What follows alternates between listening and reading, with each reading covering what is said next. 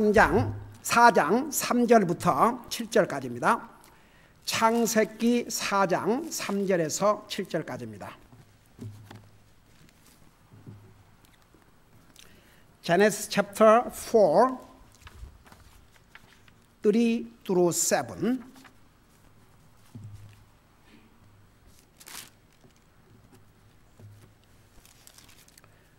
우리 찾으셨으면 한 목소리로 계십니다. Genesis chapter 4, 3 through 7. 같이 읽습니다. 시작. 시간이 흐른 뒤에 가인은 땅의 열매 중에서 흠물을 가져와 주께 드렸고 아벨도 자기 양떼의 첫 새끼들과 그것들의 기름 중에서 가져왔더니 주께서 아벨과 그의 흠물에는 관심을 가지셨으나 가인과 그의 흠물에는 관심을 갖지 아니하셨으므로 가인이 몹시 분을 내고 그의 얼굴빛이 변하니라. 주께서 가인에게 이르시되 내가 어찌하여 분을 내느냐? 어찌하여 내 얼굴빛이 변하였느냐? 내가 잘 행하면 너를 받지 아니하겠느냐? 그러나 내가 잘 행하지 아니하면 죄가 문에 엎드려 있느니라. 그의 열망이 내게 있으리니 너는 그를 다스릴 것이니라. 아멘. 기도하겠습니다. 우리 아버지 하나님, 오늘도 주님을 예배케 하시고 주님을 섬길 수 있는 이런 자유와 이런 은혜를 우리에게 주신 것을 감사드립니다. 이 시간에는 주님의 존귀하신 말씀을 듣고자 합니다.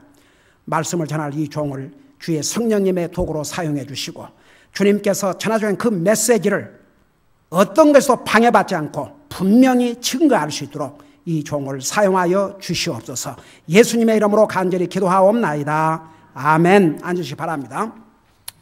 우리가 3절에서부터 읽었지만 오늘은 4장 그 5절 마지막 부분에서 7절에 있는 내용을 가지고 전할 터인데, 우리 4장 5절에서 7절은 하나님께서 가인과 그의 흠물을 받지 아니하신 것에 대한 가인의 반응과 주님의 책망을 기록하고 있습니다. 자, 5절 보세요. 여러분이 보시면서 들으시기 바랍니다. 가인과 그의 흠물에는 관심을 갖지 아니하셨으므로, 그러니까 하나님께서 가인과 가인이 드린 흠물을 받지 않으셨어요. 그러니까 가인이 그걸 알게 된 거죠. 그러니까 가인이 몹시 분을 내고 그의 얼굴빛이 변했다고 그랬습니다. 여러분, 사람에게 화를 내는 것은 또 그럴 수 있다고 그래요. 근데 하나님 앞에 분을 낼 뿐만 아니라 얼굴빛이 바꿔졌습니다. 그러니까 가인이 어떻게 자기와 자기 허물을 받지 하나님께서 않으신 것을 알았느냐? 제가 지난번에 자세하게 설명을 했죠. 우리 구약 성경 모세 율법 아래에서 하나님 앞에 드린 헌물을 하나님이 받으실 때 불이 내려와 가지고 소멸해 갔거든요. 그러니까 아벨이 드린 헌물은 이렇게 다 받아 가셨는데 가인은 그대로 있거든요. 그러니까 하나님께서 가인 자기를 받지 아니하시고 헌물을 받지 않으신 것을 알자마자 5절에 뭐라 하십니까? 몹시 분을 냈다고 그랬습니다. 그리고 얼굴빛이 바꿔졌다고 그랬어요. 우리 한번 잠깐 생각해 보십시다.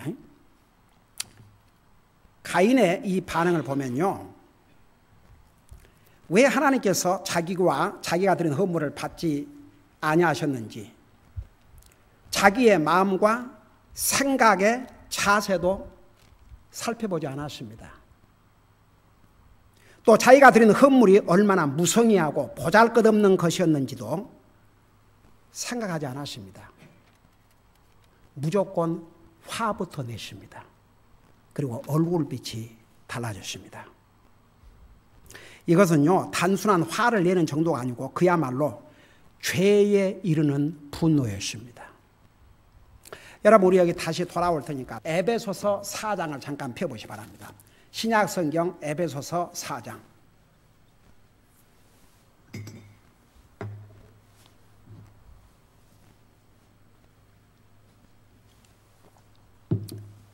신약성경 킹제임스 버전으로 351페이지입니다.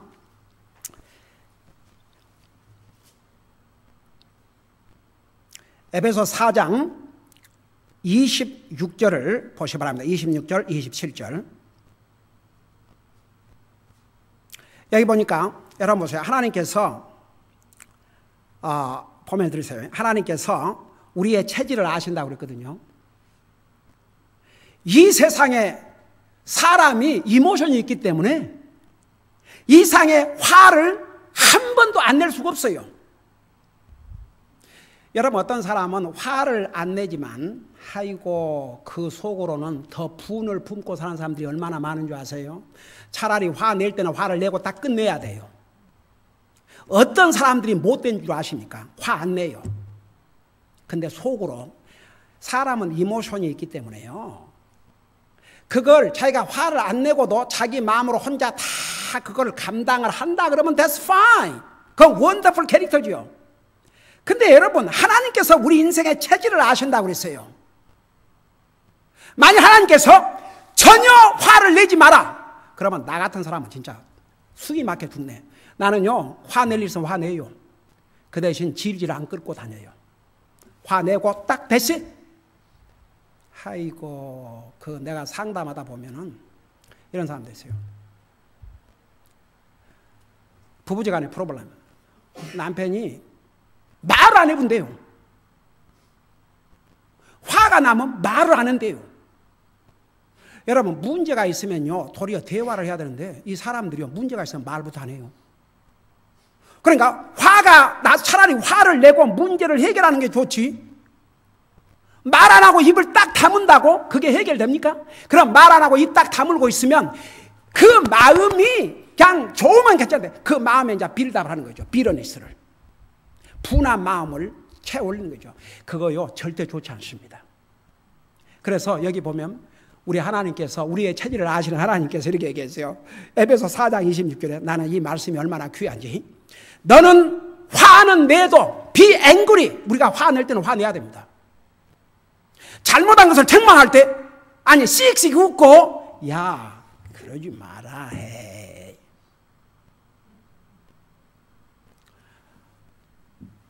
이건 심각한 문제고 잘못했으면 화내야 됩니다. 그게 righteous 한 겁니다. 그리고 끝내야 됩니다. 그러니까 하나님께서 얼마나 reasonable 하셔요.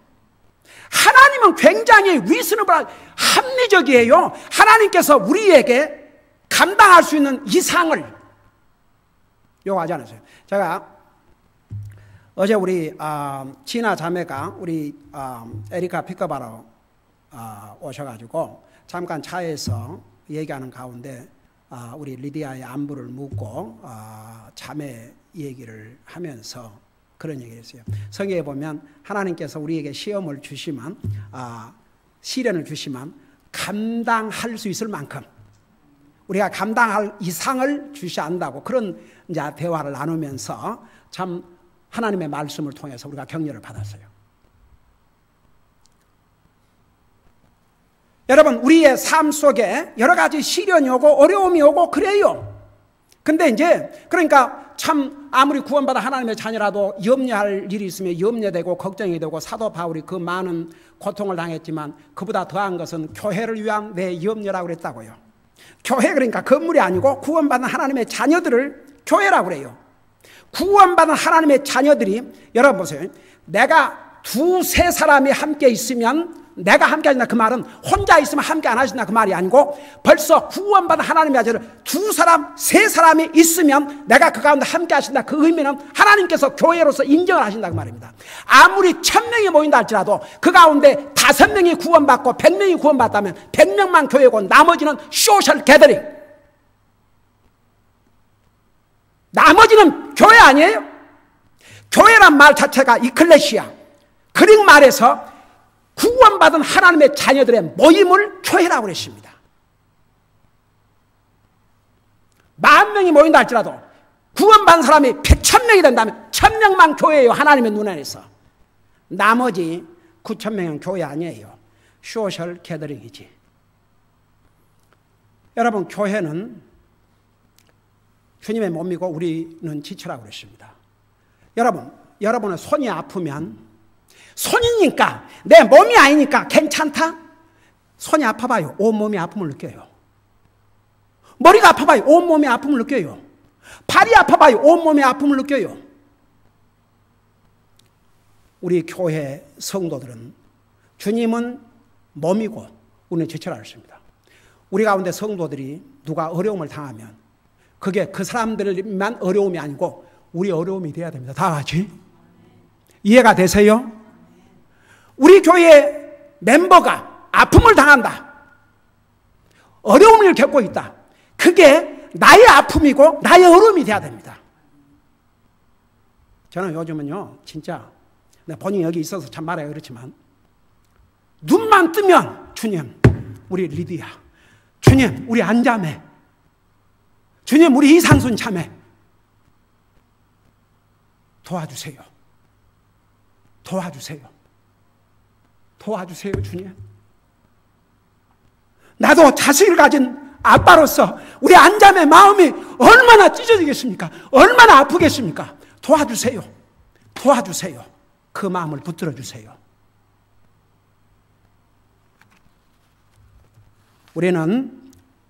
우리가 이모션, 하나님께 주신 이모션이에요. 화도요, 낼 때는 내세요. 다 같이. 낼 때는 내세요. 화. 하나님의 말씀이에요. 그런데 리밋이 있어요. 뭐라는 줄 아십니까? 화를 내도 죄는 짓지 말며 해가 지도록 진노하지 말고 또 마귀에게 틈을 주지 말라. 계속 화내고 있어봐요. 마귀에게 기회를 줘요. 가령 부부 간에 화가 났다. 부모 자식 간에 화가 났다. 화낼 일 있으면 하나님 말씀도 be angry, 화내세요. 그러지만 그놈의 화를 몇 시간 동안을 해가 지도록 그 다음 날까지 일주일, 2주일 이게 하나님의 자녀들은 하지 말라고 말합니다. 다 같이. 아니, everybody say amen? 이거 하나님 말씀이에요. 여러분 화낼 일 있으면 화내세요. be angry. 그러지만 여기 뭐라 했어요? 죄를 짓지 말라 했어요. 죄가 뭔지 화를 내는 것이 어디까지 하면 죄를 짓느냐? 그 마음속에 분한 마음을 가지면 그러면 그게 죄가 됩니다. 화낼 일 있으면 화내세요. 그리고 땡! 그리고 그 다음날은 웃는 얼굴로 다시 대해요. 에이멘! 성경에요. 아멘. 신명기 27장에 가면 주님이 한 말씀 한 다음에 아멘, 아멘, 아멘. 아멘이라는 뜻이 뭔지 아세요? 아는 사람. 아는 사람. 네. 에이멘. 손 들어봐요. 아멘이 뭔지 아는 사람. 어깨 손 내려요. 이번 기회를 통해서 배우세요. 아멘이라 그 말은 동의합니다. 그대로 이루어지기를 원합니다. 그런 뜻이에요. 그게 아멘이에요. 그래서 왜 기도하고 나서 아멘 한 줄 아세요? 여러분 기도하고 날 때 아멘 꼭 하세요. 왜냐 그러면 기도한 내용을 누가 대표로 기도해도 여러분이 같이 아멘 해야 그 기도에 내가 동감하고 그렇게 이루어지기를 원합니다. 그거거든요. 그러니까 기도할 때는 아멘. 왜냐 보세요. 여러분 우리 사람이기 때문에 화낼 수 있어요.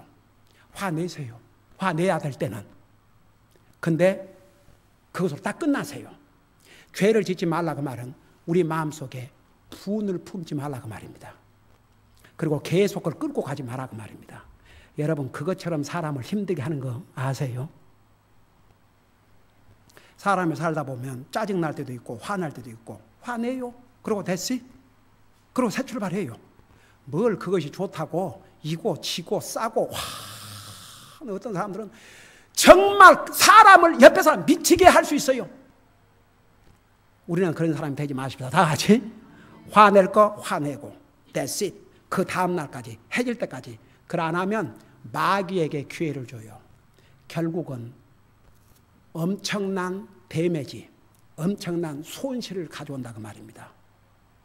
부모 자식 간의 관계든 부부지 간의 관계든 사람과의 관계를 망가뜨려 버려요. 그러니까 우리가 화낼 때는 화내야죠. 남들 화내면 성도들도 어떨 때 정말 그럼 얘기를 하지요. 근데 이제 성도들을 책망하려면 성도들이 웬만한 인격을 가지고 있지 않냐면 목사가 책망하기 힘들어요. 그러니까 하나님 말씀을 통해서 얘기하고 개인적으로 책망한다는 것은 정말 책망을 받을 수 있는 인격을 갖춰야 개인적으로 책망하지요. 나 우리 아이들에게 내가 이것은 이래서는 안 되겠다 싶으면 보고 있다가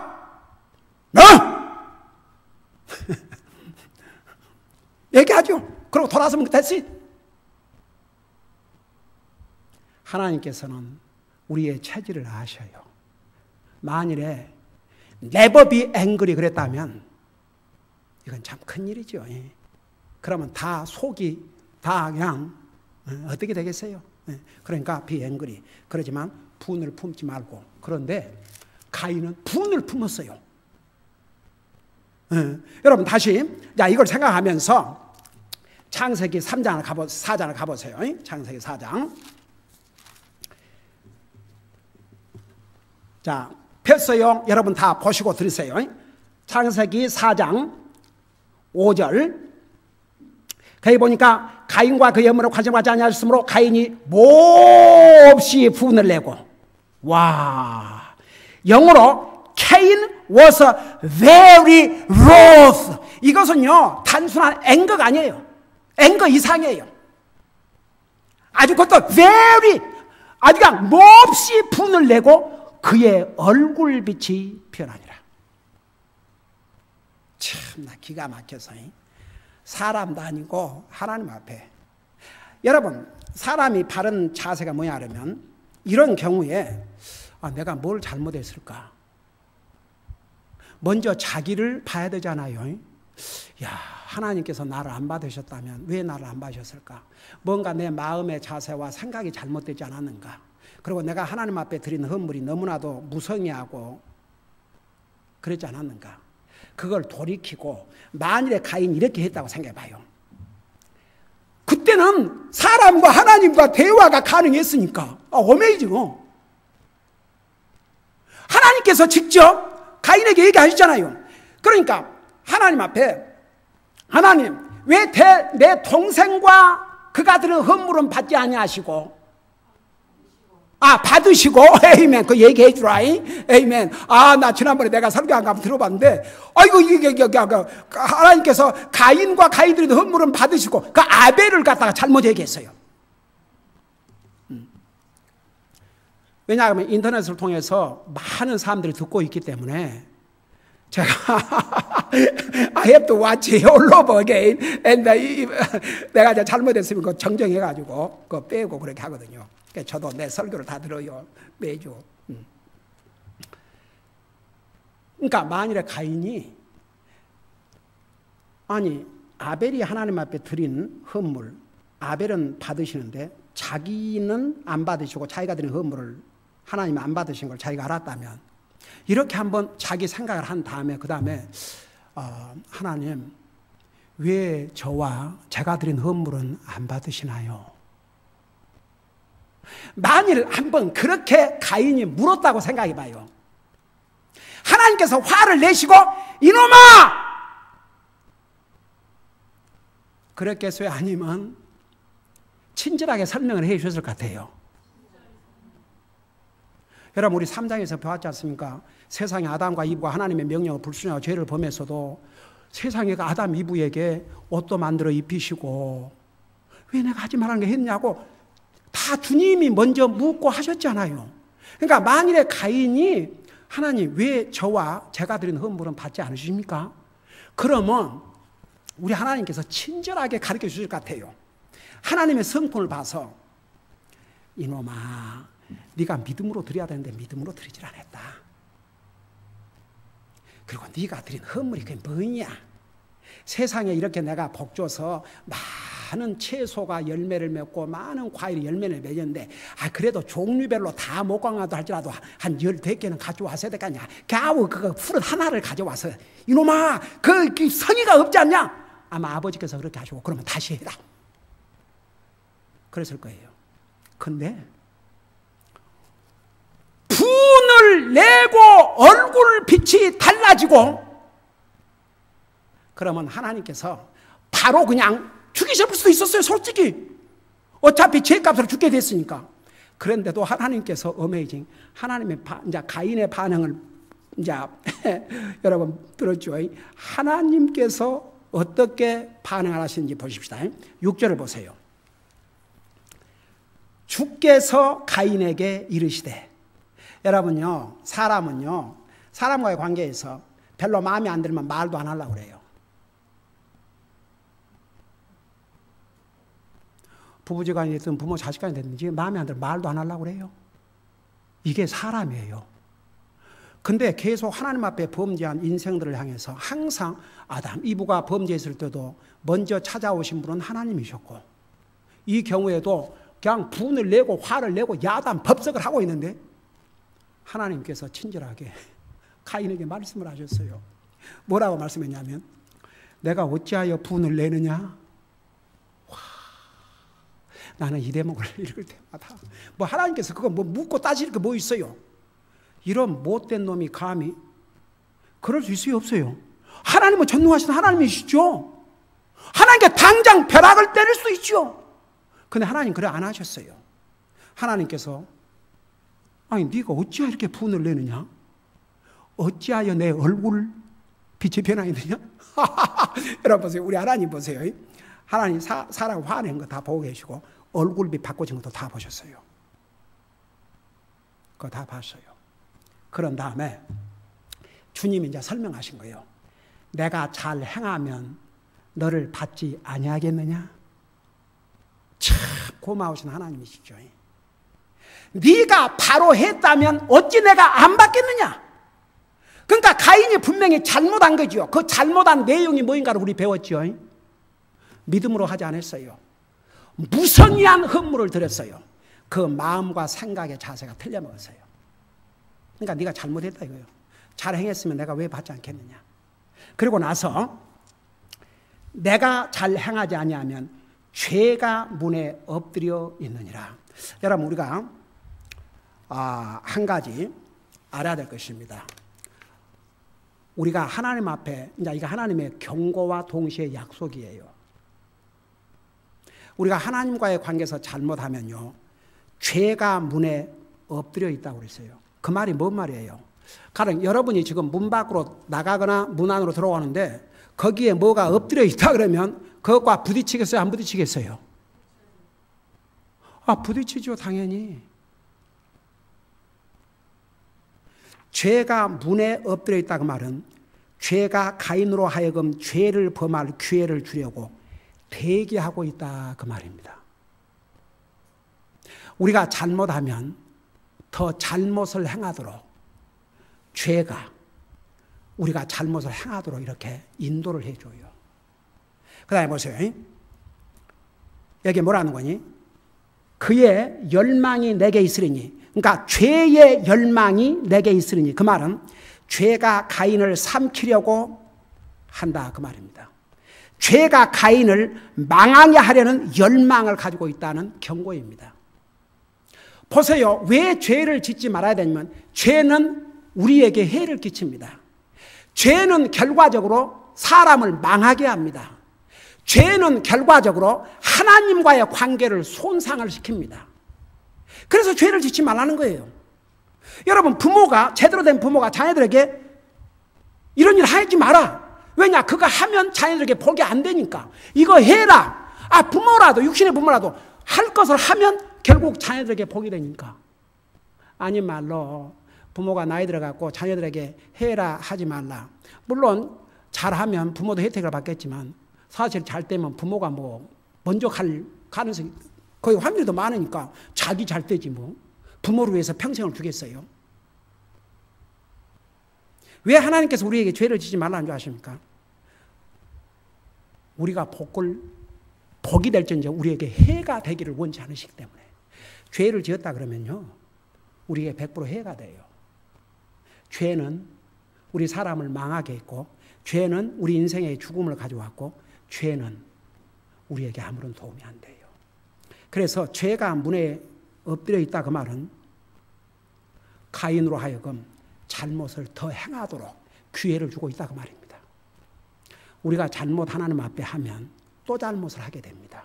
그 기회를 계속 죄가 우리에게 줍니다. 그 다음에 보세요. 죄는 결과적으로는 우리를 망하게 하려고 하는 것이죠.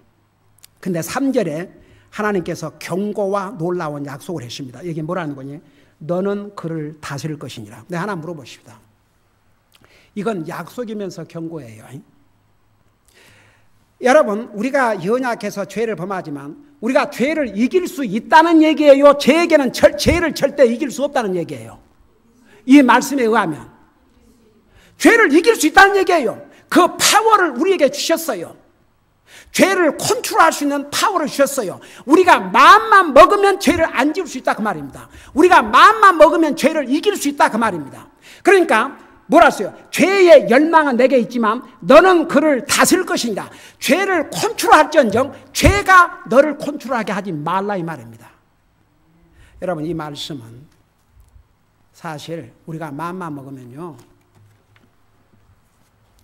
여러분, 나는 물어보고 싶다. 여러분 알면서도 이거 잘못인 거 알면서도 죄 지어요, 안 지어요?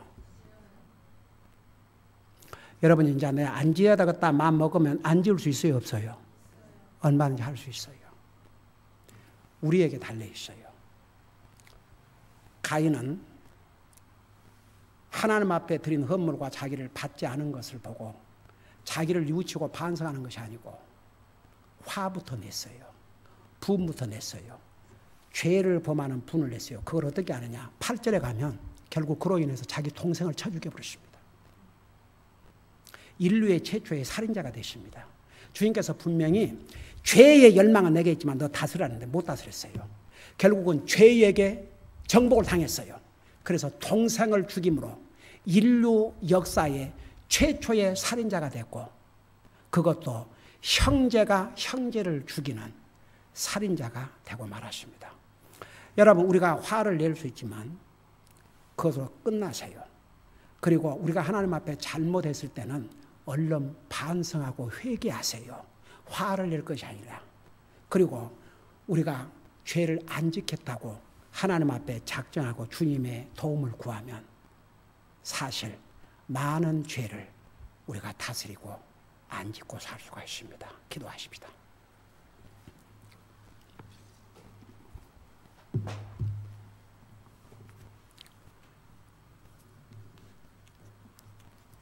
여러분, 우리가 살면서 화낼 수 있습니다. 화내야 될 때는 화를 내세요. 그러지만 분한 마음을 갖지 마세요. 그것으로 끝나시기 바랍니다. 가인은 자기가 잘못해놓고도 그 화만 낼 뿐만 아니라 분한 마음을 가졌으므로 결국은 동생을 죽인 살인자가 되십니다. 최초 인류의 살인자가 되십니다. 죄의 소원이 뭔 줄 아십니까? 죄의 소원은 죄를 짓는 사람을 망하게 하는 것입니다. 그런데 성경은 죄를 다스리라고 그랬습니다. 우리가 죄를 안 짓겠다고 마음먹으면 많은 경우에 죄를 안 지을 수 있다 그 말입니다. 오늘 이 말씀을 생각하면서 우리 기도하는 시간을 갖겠습니다. 혹시라도 오늘 우리 가운데 아직도 주님을 나의 구주로 영접하지 못한 사람이 있습니까? 이런 사람은 만일에 있다면 주님을 영접하셔야 됩니다. 여러분의 입으로 예수님을 주로 시인하고 마음속에 오시라 그래야 주님이 오십니다. 기도하세요. 그리고 한번 우리가 주님을 섬기는 우리의 자세를 보세요. 과연 하나님께서 나를 그리고 내가 드린 헌물을 기쁨으로 받으시겠는가? 그 기준은 믿음입니다. 믿음으로 해야 됩니다. 그리고 우리가 잘못했을 때는 하나님 앞에 분을 내는 것이 아니고 도리어 우리 자신을 돌아보고 하나님 앞에 뉘우치고 반성해야 됩니다. 그리고 우리가 만일에 알면서도 죄를 짓는 건 많이 있다면 이제 우리가 그 죄를 컨트롤 해야 되겠습니다.